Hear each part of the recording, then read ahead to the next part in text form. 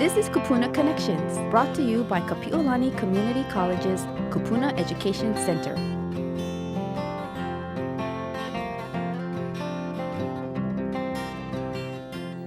Welcome to the Kupuna Connections television show. I am Cullen Hayashida with Kupuna Education Center at Kapi'olani Community College. Kupuna Connections TV show is brought to you by Kapi'olani Community College, and we are offering this production from Kauai all the way to the island of Hawaii on a statewide basis. We provide very basic, practical information for families, family caregivers, their children, our elders, and those that are caring for the elders. Today we are very fortunate to have with us an opportunity to talk about nutrition for the elders. I am the host for the show, Cullen Hayashida, and with me is Tony Hathaway. Both of us are with Kupuna Education Center. And our special guest for today is Grant Itomitsu, who's also with KCC and a dietitian by profession. Welcome, Grant. Thank you. And perhaps, Grant, we could start off first of all with you sharing a little bit about who you are. Okay. Well, like you said, my name is Grant Itomitsu, and I've been teaching here at Kapi'olani Community College for around 7 years now. Prior to this, my major experience as far as being a dietitian has been more along the lines of working in hospitals. So I've worked for several different area hospitals. I've also had the opportunity to work with long-term care as well, so a couple of nursing homes, as well as doing some work with home care, where we go in to elderly patients' homes, and we take a look and see how they're doing nutrition-wise. Oh. So although you're part of the hospitality and the culinary program, you're bringing in nutrition into this the training as well. Correct. Yes. Yeah. So this is a very important part. I think as our senior population grows and the needs for concerns about nutrition, of course, becomes even more important. But I wanted to start off first of all and ask you some questions having to do with, with the aging body. How important is nutrition? It seems perhaps somewhat obvious, and maybe to others maybe less obvious, but what's your take on this? Yeah, well, all throughout aging, from infancy all the way up until your elderly years, your body is always changing. So this is not a new process or any typically different process, but there are additional concerns that we do see in the elderly that tend to be a little bit more unique to them. There are several things that happen. If we can take a look at the slides, some of the things that we do find as far as changes includes those of things like your lean muscle mass. So the muscle that you have on your body tends to decline over time. There are additional things that we look at as far as changes in the immune system. The immune system keeps us healthy. As we grow older, again, that tends to be slightly on the decline. There are two basically specific times in which we'll see change in this immune function, and those that are very young as well as those that are very old. So when you're older, does that mean that your nutritional needs change, or what would you say about that? Oh yeah, so definitely. And so with these changes, the way we need to structure our diet will change somewhat. Take for instance, when it comes to things like malnutrition. When we're looking at malnutrition, if you look at the diagram there in the center there, when someone doesn't eat very well, we have things that can get compounded, and it kind of ends up in a cycle of malnutrition. So if you look on the top there as well, where malnutrition occurs, if you look on the left-hand side, you can see a decrease in immune function. Well, why does malnutrition lead to a decrease in immune function? Well, an important part of this immune function is making sure we have adequate amounts of nutrients, things like proteins and other vitamins and minerals. And with a lack of these, this can accelerate the decline of the immune system to function properly. And if you further look at the situation there, when you have a decreased immune function, the likelihood of getting sick becomes even greater.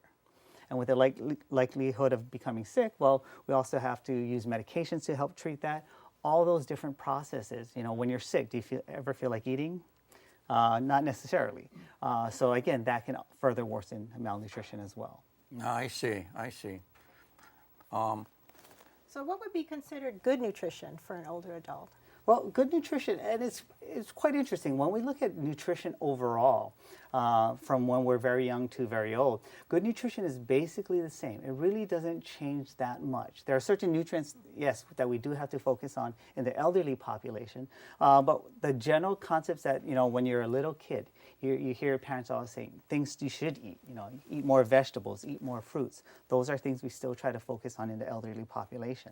At the same time, we're always told to watch out how much fat we take in, the amount of sodium we take in, the amount of sugar that we take in. So those are also things that we still tend to try to focus on as well. I was just seeing an article in the paper recently about the fact that if you eat too much red meat, your life expectancy can even be decreased conceivably. Yeah, absolutely. And the tendency is certain types of products, foods out there that tend to be, say, higher in saturated fats could increase our mortality or morbidity rates or chances of becoming sick. So those are definitely concerns that we see. If you look at the elderly population, we do see a large amount that, based on some of the measurements that we use, that there's a large amount of individuals that are considered overweight or obese. One of the things about older people, though, is they tend to eat a little. So, with a younger person, you can sort of eat a lot and perhaps get all your nutrition, And with older people, perhaps maybe because they can't taste or because they're eating by themselves and are lonely, they just don't have that appetite and they eat a little. Now, will that have some kind of effect? Oh, absolutely. And that's one of the challenges that the elderly face. It's not just a matter of, well, I'm not eating well today, the next day it'll be a lot better. But they're in a situation where it continually spirals. So you mentioned quite a bit of them.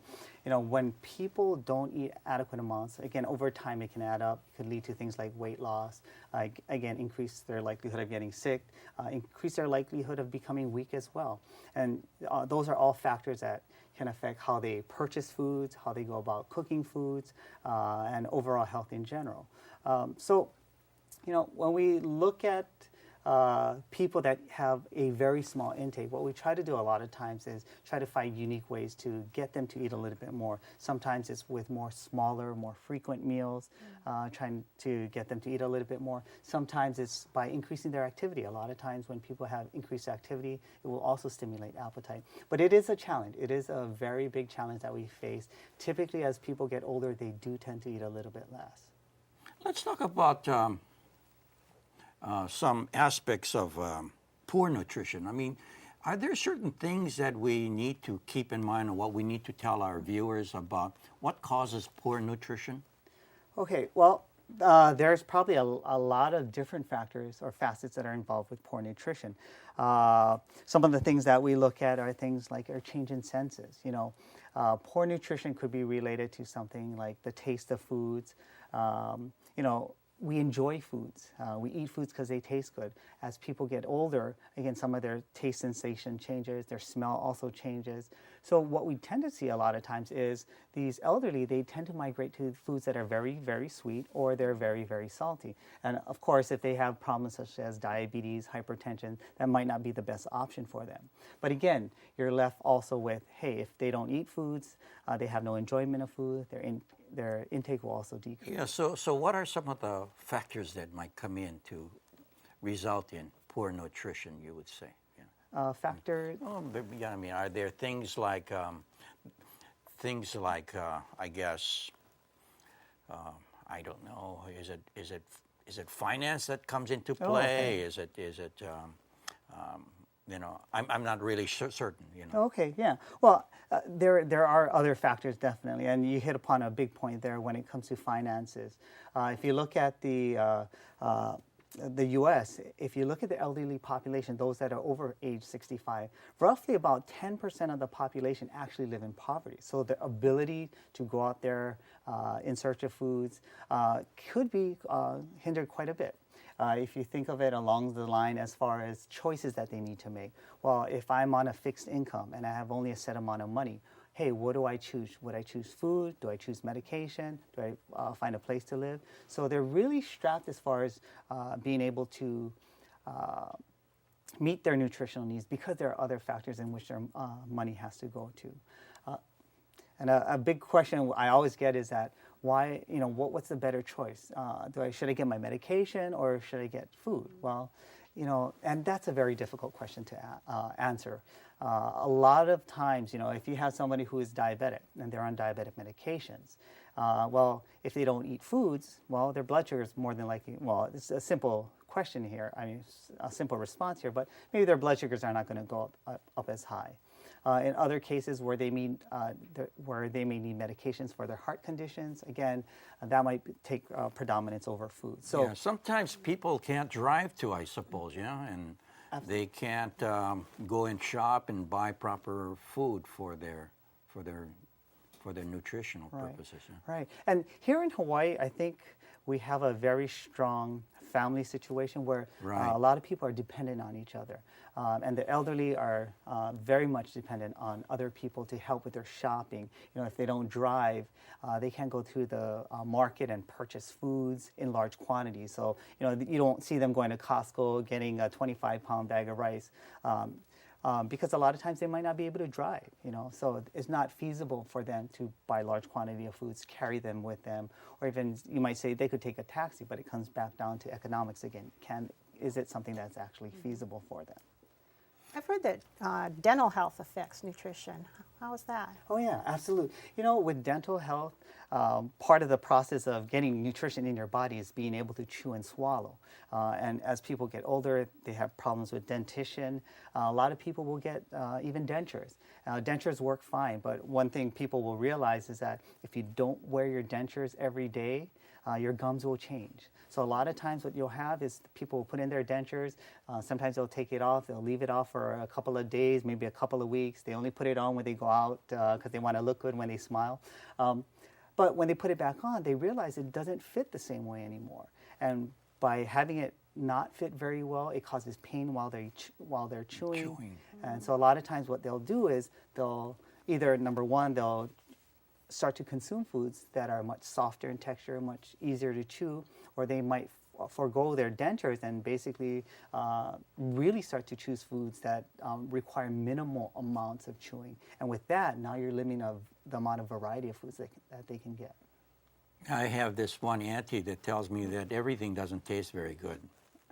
And I'm not really sure if she's eating less as a result, but I suppose that might come up as a possibility, huh? As far as eating? Yeah, eating and nutrition, getting the proper nutrition. If you start tasting something and, you can't taste it, perhaps. Yeah, absolutely. And with that, kind of what we talked about earlier is that taste sensation or the taste buds change.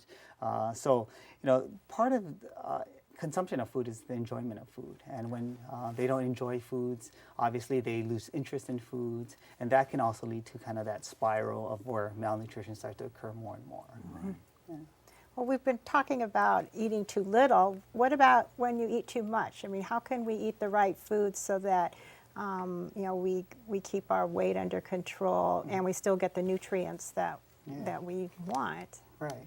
Well, one of the key things is that as we get older, it kind of goes back to the situation where our body is changing. And some of the changes that it goes through is that we end up burning less calories. And there's a couple of major reasons why we burn less calories. One is that as we get older, we're losing a lot of our lean muscle mass. As we know, muscle mass requires energy to keep or maintain it. But this is something that's declining over time. So there's a slight decrease we'll have over the years. In addition to that, as people get older, they tend to stay more indoors, have less physical activities, so they're burning less calories as well. So the combination of the two will require people to eat less. However, when we're eating, our habits, again, we come down to habits a lot because we learn how to eat when we're very young, and this is something we have to do through our entire life. And this is something that we find comfort in. We do things a certain way. We may eat breakfast all the time. We may skip breakfast, or we always have, dinner at 6 o'clock at night. Those are things that we establish. And what happens is, as we have these habits set in, we tend to not be able to change as easily. And when you talk about the human body as we begin to age, those are some of the changes that need to be made as far as dietary factors, consuming lesser amount of calories, making sure that our intake meets our energy expenditure or the amount of calories that we're actually using up. So as we as we age, is it important to? I mean, I suppose we have to control what we eat, because as you said, it's possible to not expend as much calories and thereby start getting heavy and perhaps becoming obese. So I guess we need to be careful about what we eat as well. Oh yeah, absolutely. And the big factor is when we're looking at overall calories, we know it needs to be decreased. Some other things still say the same. So, when it comes to things like proteins, we want people to have protein. It helps to maintain some of our lean muscle mass as well. But again, the trick is now you still need that protein, but you need it in a lesser amount of calories. So being able to select leaner types of meat, the way we cook certain foods, trying to stay away from frying, doing things more like baking, broiling, other methods of cooking that doesn't add up to a large amount of calories also need to be prudent as well. Now you brought one of your slides here. Would you like to explain what's that Oh, all sure, about? absolutely. Well, we talked a little bit about what happens as we age. We do see a decline in the amount of lean muscle mass we have. Body fat will also increase over time as we get older as well. So that's kind of the whole problem that we have where people are losing muscle over time, but at the same time we see a greater amount of the population becoming obese as well. So that large percentage of body fat. And the question always arises, what do I do? How do I change my diet? And I always tell people, first area you probably want to focus on are ways to actually add things to your diet. So look for your weaknesses first. So if you look at your diet, what are your weaknesses? What should you be eating more of? Instead of focusing on what should I be cutting back? I shouldn't have this, I shouldn't have that. By focusing on that first, again, you'll be able to add things that you need inside of your diet, getting a good variety in it. Can you tell me a little bit about vitamins and minerals? I mean, is that also something to be taken into consideration? Yeah, supplementation with vitamins and minerals in the elderly population, definitely a lot of them do take it. As far as my perspective on it, there are certain nutrients that we really need to focus on. And those are probably things that relate to bone health, so things like calcium, vitamin D. Again, as we get older, our bone slowly starts to lose some of that density and it becomes weaker. In order to maintain that density, we should have adequate amount of calcium. Well, again, people will consume milk, but as we know, as people get older, they could have some intolerance to lactose or intolerance to milk, so they'll avoid it, so they have a hard time meeting their calcium needs.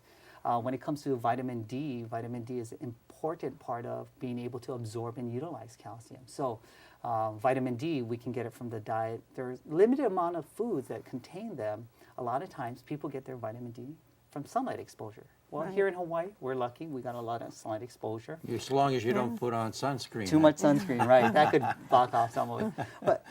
But at the same time, as people get older, they tend to stay more indoors. They don't go outdoors That's as much. true. Yeah. So again, there is an increase for other vitamins. When it comes to one major vitamin that we need to also throw in there, that's vitamin B12. And with vitamin B12, it's not that people have inadequate intake of it, it's that when we get older, there's some changes that go on that doesn't allow us to utilize it very well. Let's talk about a few problems that people might run into. Like, say I can't cook, so what can I do? Okay, great question. Well, a lot of times, and that's reality, that's oftentimes what we see where maybe a spouse dies. And I pick on the husbands here because, again, that generation maybe tend to be the one where the husbands went out and worked and they really didn't have that cooking skill. So again, that's a real problem that we see. And so oftentimes, people go out and purchase foods. And again, you do have less control over it. But one thing good about what you see nowadays is there's a lot greater emphasis on health. So no matter where you go, it could be any one of the chain restaurants that you see out there, they always have healthy options. And it's a matter of making some of those selection of healthier options. And it's not about completely revising their entire diet, but trying to look for ways of making the diet better slowly. So for people there, I think that's a good option, being that they don't cook foods. Sometimes they might be dependent on other people, and if they're dependent on families, their family members, maybe they can make them a extra side of a meal, or they can even freeze a lot of these meals. So Well, there's a lot of places, even the supermarkets, of course, have a lot of prepared meals too. Yes, yeah, which is- absolutely. So, and again, when you go through there, I think an important part too is be able to kind of look at the labels, see what the calorie amounts are, and depending on their situation, if they have any type of conditions that they may need to watch out for, where things like sugar, salt, or fat needs to be watched out, it's really good to kind of be able to take a look at those food labels. You were talking about those folks who really can't get out to purchase things. And one of the programs is the Meals on Wheels program. Absolutely, absolutely. How is that with nutrition? Yeah, with Meals on Wheels, well, they provide a service as far as delivering meals. The good thing about it is, again, they're primarily meant for shut-ins, so shut-ins, people who can't leave their homes. Right. And so they do have different types of diets. I'm not familiar with all of them, but I know they have their general regular diets, and they have a lower sodium diet as well. But those are things that they can offer to these individuals, so they can provide the meals for them. The problem that we do see is that oftentimes they provide 1 or 2 meals for the entire day. And again, what these shut-ins do, they end up utilizing it for their entire food intake for 3 meals. And oftentimes that's still not enough. So again, there's still additional help that they will need to be able to provide for themselves as well, not just 100%. Hopefully these individuals will maybe make something simple for themselves in the morning, maybe like some cereal with milk or something like that, right. and perhaps use the rest of the Meals on Wheels type meals for the other 2 meals or 1 meal or something. Right, exactly. And that's, key, trying to find a lot of times simple, easy to prepare meals. And again, you still can get a lot of variety in there. Right. Okay. We've talked about not having much appetite. I kind of wanted to go back to that because I was wondering about some of the supplements that, I mean, is that something you suggest with people who don't have definite supplements are out there to help people that need that additional nutrients in them. It's not necessarily the first line that I would suggest, but obviously if you notice someone's not eating well, you notice they have some weight loss, there are a lot of different supplements out there. And now they have, the formulations of it are quite different as well. So a lot of times some people may need to have additional help in understanding what would be ideal for them. So that's where maybe talking to the physician, talking with a dietitian, even talking with the pharmacist there, because usually it's sold within the pharmacy department. Talking to someone like yourself. Well, hopefully, yes, absolutely. If they can get in touch with us, that's something I think that will be very ideal in helping them select the appropriate type of supplement. And yes, it is something that we do see, and it is very beneficial. It does provide a lot of nutrients within a small volume of liquid. Yeah. And what if I don't like the taste? The taste, well, there's options now. So there's chocolate flavor, vanilla, strawberry. There's even juice flavors as well. There are some places that actually sells in mixtures where you have high calories in a small quantity that you can mix with your cereals, mix with other foods, and again, it increases the calorie amounts by just adding a little additive to it. Okay, that's a good point.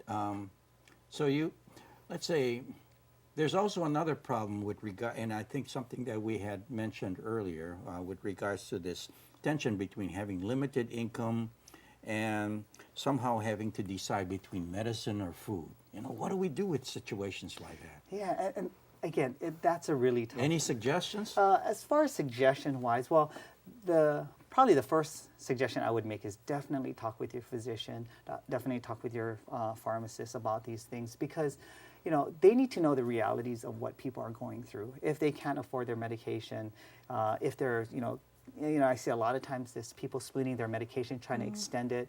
Sometimes these medication can't be split in half because they have a type of release that needs that entire pill intact. So they really need to talk to their physicians. They definitely do. Right. And then, so when it comes to the nutrition part of it, that's where trying to sometimes looking for areas in which you could purchase foods that are relatively cheap but have a good nutrient value to them. Okay.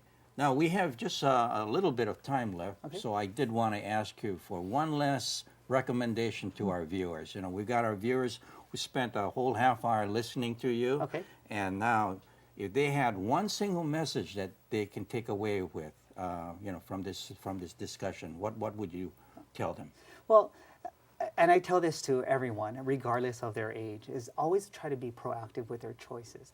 We're in a society where we react to a lot of the decisions that we make. Because I have diabetes, I'm going to watch out for my sugar. Because I have high blood pressure, I'm going to watch out for myself. Take care of your health now. Make those changes. It doesn't have to be something that's overnight, but these small changes will add up over time. That's what you want to do. Again, take control of what you can and prevent these problems from happening. Fantastic. Thank you so much. Grant Ito Mitsu from Kapi'olani Community College, nutritionist and registered dietitian, who has done a lot for our program at Kupuna Education Center, training family caregivers about the importance of nutrition. And one of the things that we wanted to also post on our screen is Grant's phone number. Not his home number, but his work number at 734-94880. And he's also recommending that if anybody is interested, they should contact or go on the web and check at this particular website. Yes, there's actually two websites. So this is the kind of the national organization, eatright.org, and there's also eatrighthawaii.org. So eatrighthawaii.org, okay. So those are two important, and they're very practical information and very useful for our viewers in the community. Right, and they have all levels of education available. So again, it could be very beneficial for a lot of people. Okay, so thank you very much. Thank you. Again, thank you, viewers, for spending the time with us. We are the Kupuna Connections television show brought to you by Kapi'olani Community College and its particular department of Kupuna Education Center. So thank you very much. Aloha. For more information about services, please contact Honolulu's Elderly Affairs Division, 768-7700. Hawaii County Office of Aging, 961-8600. Kona Office on Aging, 327-3597. Maui Office on Aging, 270-7774. Kauai Agency on Elderly Affairs, 241-4470. For more information about training and educational opportunities, please contact your local community college's continuing education program or Kapi'olani Community College's Kupuna Education Center, 734-9108.